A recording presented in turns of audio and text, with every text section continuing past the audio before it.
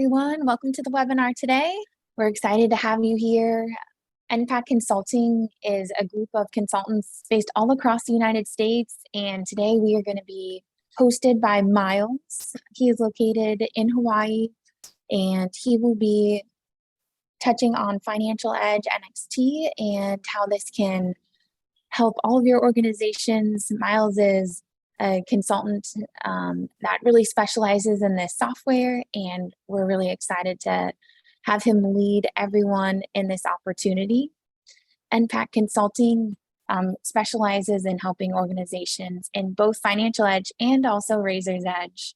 Our consultants, as I said, we are based all across the US. So as far as East and West, all over the country, we really get to have this special group of consultants come together and assist organizations in the nonprofit area. Miles, I will let you take it from here. We will have question and answers session at the very end, but I know Miles has a packed schedule for us, and we're excited to get started today. Miles? Thank you, Casey, and welcome to everyone. This is the first of 4 webinars in the Financial Edge Pre-Audit Tips series. I'm your presenter, Miles Matsumura, and as Casey mentioned, I'm located in the state of Hawaii. Here's a little bit about myself. My experience with Blackbaud began as the business manager of Sacred Hearts Academy, a private school with 1,100 students. We used Blackbaud Student Billing and Razor's Edge. From there, I was recruited by Intuition, a tuition billing company, as its subject matter expert in accounting. Intuition later merged with Smart Tuition. And as you might note that in 2015, Smart Tuition was acquired by Blackbaud and is now known as Blackbaud Tuition Management. In 2008, I returned to the education field as the finance director of Student Sponsored Partners. SSP uses Razor's Edge to build relationships with sponsors and donors. 2 years later, I was recruited by the Cathedral School of St. John the Divine, where I developed my expertise in Financial Edge. Many of the tips I'll be presenting in this webinar series, I tested and fine-tuned at the Cathedral School. The Cathedral Church asked me to do the same thing with their books, also on Blackbaud, to make both sets of books consistent and to make it easier to prepare consolidated financial statements. By the way, if you ever visit New York City, I highly recommend the tour of the Cathedral of St. John the Divine, which holds the distinction of largest cathedral in the world. In fact, the interior ceiling is so high, the Statue of Liberty could fit under its dome. I continued my employment with the Cathedral School for 12 years, working remotely for most of those years. In fact, in 2011, I was the subject of an ABC News story on remote work and communications technology. I joined Impact earlier this year. At that time, the Cathedral School's role changed from my employer to my client. What I love about my job at Impact is that I get to do the same thing as before, support Financial Edge users, but now with a larger audience, including yourselves.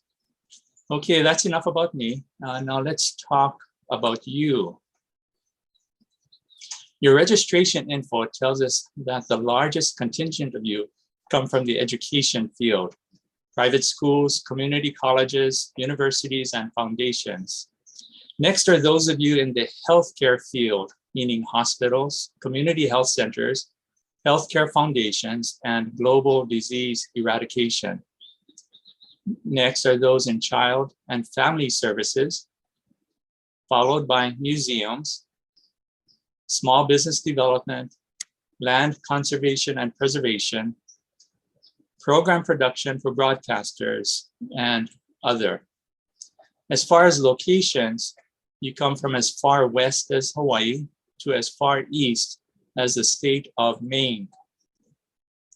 The largest number of you are on the West Coast, California, Washington, then Oregon, followed by those of you on the East Coast from as far north as Ontario and as far south as Florida. The same number of registrants are in the central time zone, from South Dakota in the north to the Gulf states in the south, but not forgetting those of you in the middle band across both time zones.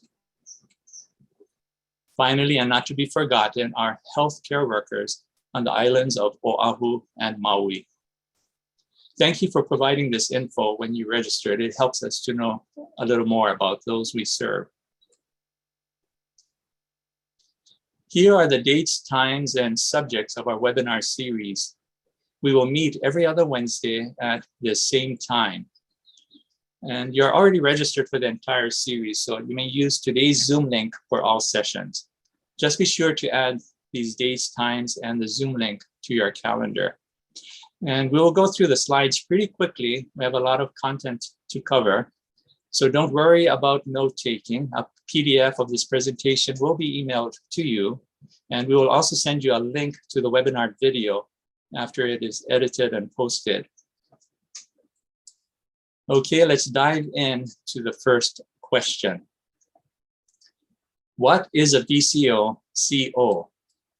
In Financial Edge 7, the database view, VCO stands for Visual Chart Organizer. In Financial Edge NXT Web View, it's been shortened to CO, or Chart Organizer. They are the same thing, a template to define the account groups or rows of financial statements. Question 2, what are the benefits of an audit CO? Well, first, an audit CO enables you to prepare financial statements in the same format as your audited financial statements.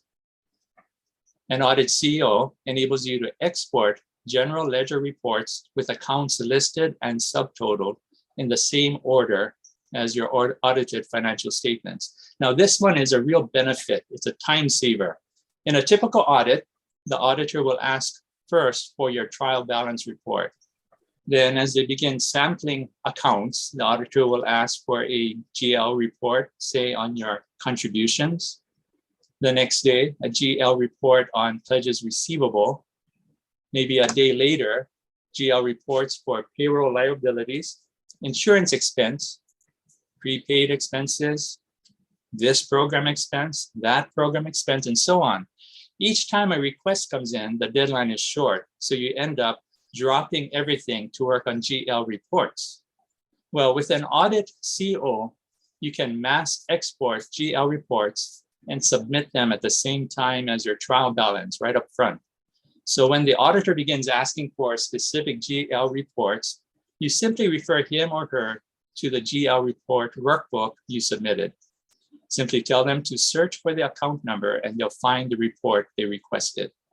Mass exports done in advance save you time. A third benefit of an audit CO, it makes it easier to verify that your financial statements, trial balance exports, and general ledger exports all tie to the same balances and totals. An audit CO makes it easier to reconcile your financial statements with the auditor's draft financials, and we'll take a look at that shortly. In short, it makes things easier for both you and your auditor. Let's look at an example. Here we have an audited statement of activities. Across the top, you see that it is for the 2020 fiscal year in comparison with 2019. On the left, you see the revenue and expenses sections, and under them, account groups as defined by your auditors. Question: what determines the order in which the account groups appear? In most audits, the account groups are listed by size, from largest balance to smallest.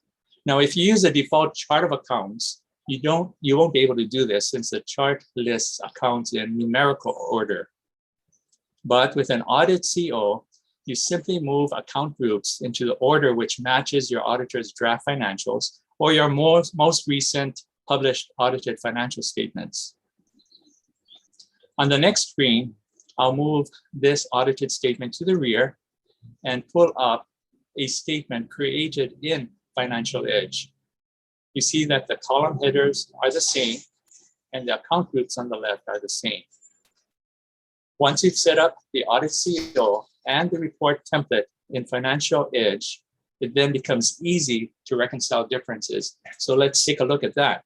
Looking at the first row on the rear statement, federal grants, the audited statement reports $3.771 million, but Financial Edge reports $3.755 million for that same fiscal year, 2020, a shortage of $16,000.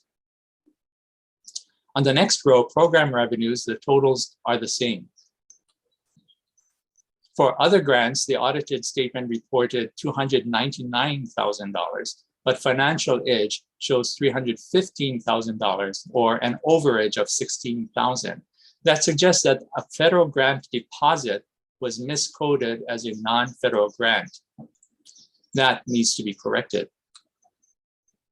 Since the overage appears in other grants and contributions, we'll search there for the transaction. Well, how do we do that? We simply rerun the statement of activities for 2020, but increase the level of detail to display the accounts in that group. And so here we have an example of that report. It's for the same 2020 year, as you can see by the same total for other grants and contributions. And since we're looking for a $16,000 transaction, we can ignore accounts with balances that are too small. So we'll ignore departments 10 and 20. Departments 30 and 33 have balances large enough for $16,000. We'll ignore departments 35 and 40, although we really should go back to department 40 later to determine why we have a negative balance in that account. Department 50 also has a balance large enough for $16,000. So now that we've identified 3 accounts which could hold the miscoded transaction, the next step is to run GL reports for those accounts and search for the deposit. Once it is found, all that remains is to create a journal entry to transfer the deposit from other grants to federal grants. Now, I won't go into those steps. I assume you know how to do that, but you get the idea. Let's move on to the next question. What do you need to create an audit CO? Well, you'll need 2 documents. First, your most recent audited financial statements. And second, your auditor's lead schedule or lead sheet. A lead schedule is a working paper that lists the detailed general ledger accounts comprising a line item or account group in the financial statements. The total on a lead schedule should match the total for the corresponding line item in a client's financial statements. And so here's an example of an auditor's lead schedule or lead sheet. Sometimes it is in Excel, as in this case, or sometimes they give it to you in PDF. Well, how do you get it? You simply ask. You are paying the auditor, so they won't mind giving it to you. And in fact, it'll help the auditor if you know what they're doing. Your audited financial statement will provide the outline that we'll use to build the audit CO, and the lead sheet will fill in the account details. Now, looking at this lead sheet, you see on the far left column, you see a code R,01. It's a group code. R01 stands for federal grants. So looking down below, HRSA or HRSA is a federal agency under the Department of Health and Human Services. And at the bottom, DOE, well, that's the US Department of Education. So all of these are federal grants. Now, the lead sheet will continue through both your balance sheet and income statements to define every account which appears in your audited financial statements, and the accounts within each group as well, as you see here. All accounts in your chart of accounts are assigned to account groups by your auditor. Now, with both documents in hand, step 1 is complete and you are ready to proceed. Now, although you can do this in database view, I will do this presentation in NXT. The NXT implementation of COs which database calls VCO, the NXT implementation is a whole lot easier than the database version. First, you go to the General Ledger menu and select the third item in the list, Chart Organizer. Selecting that item will open a screen that looks like this. Now you can see that this organization has 30 chart organizers, some of it created in database view, some in NXT. It doesn't matter where you created it, all VCOs and COs will appear in both versions of Financial Edge. Now in this case, we want to add a CO. So go to the blue Add button and click on the down arrow to the right side of that button. That will open two options. Add a template or a new template, and add a template based on defaults. Based on defaults means that it will pull in all of the accounts in your chart of accounts. So you don't want to choose that option. Otherwise, you'll spend all of your time moving those accounts around. It's better to add a blank template, the first option, and build it the way you want. So select that option and it will open a screen that looks like this. It is blank except for two items, balance sheet and income statement, with nothing else defined. The first thing you need to do is to name the template. And I suggest that you name it something like this: Audit FY21 to XX, XX meaning an indefinite fiscal year in the future. Including the fiscal year in the template name is kind of important.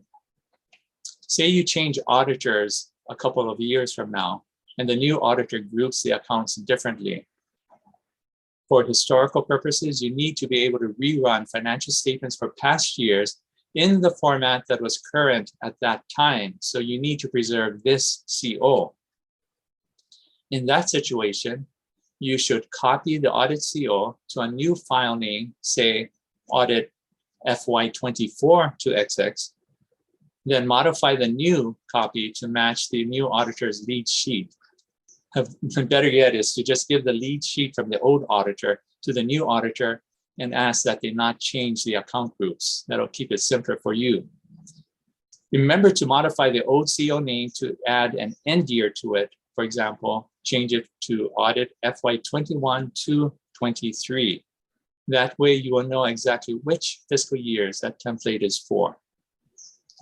Next, you click on the three-dot menu in front of balance sheet.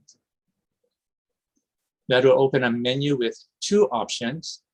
Insert a header and total as a child, and as a child means indented, or insert a detail line as a child, and detail means where you define the accounts which belong to a group. Choose the first option, and using your audited financial statement as a guide for your outline, you begin by first building the major sections of your financial statements. In this example, current assets, other assets, property and equipment, etc. You do this until all of the sections of your balance sheet are done. Then you continue and do the same for your income statement. Now, once the main outline is complete, then you use the second menu option to insert headers under the main headers, meaning indented, to create the sub-headers in your outline. You will do this for every section of your balance sheet and your income statement until the complete outline for both exactly match your audited financial statements. Now, in some cases, not only will you have headers and subheaders, but even sub-subheaders as well. The key is to exactly duplicate the structure of your audited financial statements. Now, once you're sure that the headers and subheaders are complete, then you can begin defining the accounts which belong to each subheader or account group. You would select the fourth option, insert a detail line under this header or total.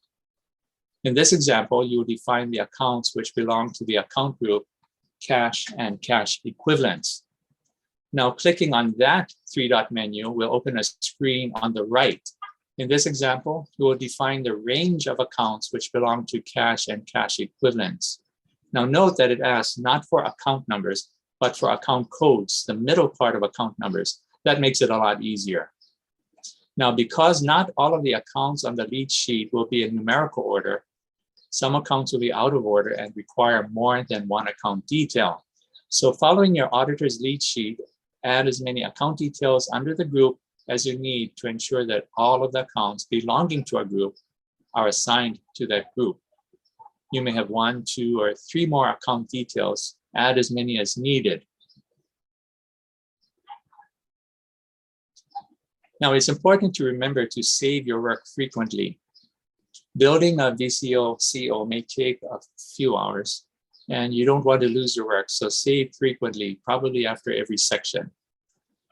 And after you've defined all of the account codes for every subheader in your balance sheet and income statements, and you're pretty sure it's complete, the next thing you'll need to do is to run a validation report. Now, the validation report will confirm that all account codes were assigned to groups, and if not, then the report will list all of the missing accounts. If you have missing accounts, you go back to assign the missing account codes to the subheader groups to which they belong using the same steps. Note that all inactive accounts must be included.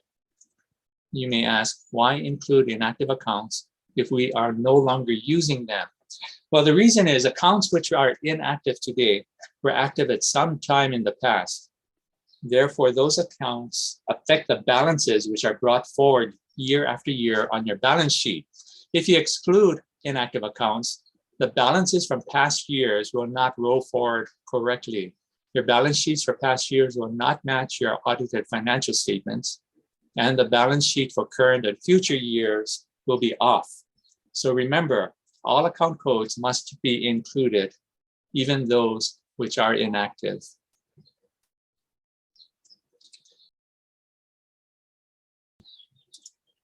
Again, these are the dates and times and subjects of our upcoming webinars. And you'll see that they're every other Wednesday. I might point out to you that on the Wednesdays in between, my colleague, Sal Catalano, has open question and answer sessions on Wednesday mornings. Now, Sal is one of our most experienced experts and came to us from Blackbaud. He had 12 years there supporting clients of both Financial Edge and Razor's Edge. And he's also worked in helping set up new clients with both software. So attending his sessions, you'll learn lots of tips. And if you're interested in joining his group, just send me an email and I'll forward his registration link to you. Okay. My contact info is here. So there's my email address if you want to request his link. And the second link is a link to my calendar. Now with that link, there's no need to email back and forth for appointments. You can just go into my appointment book and choose an available time and date directly. Okay, so we're ending a few minutes early. So thank you again, and we will see you again in 2 weeks.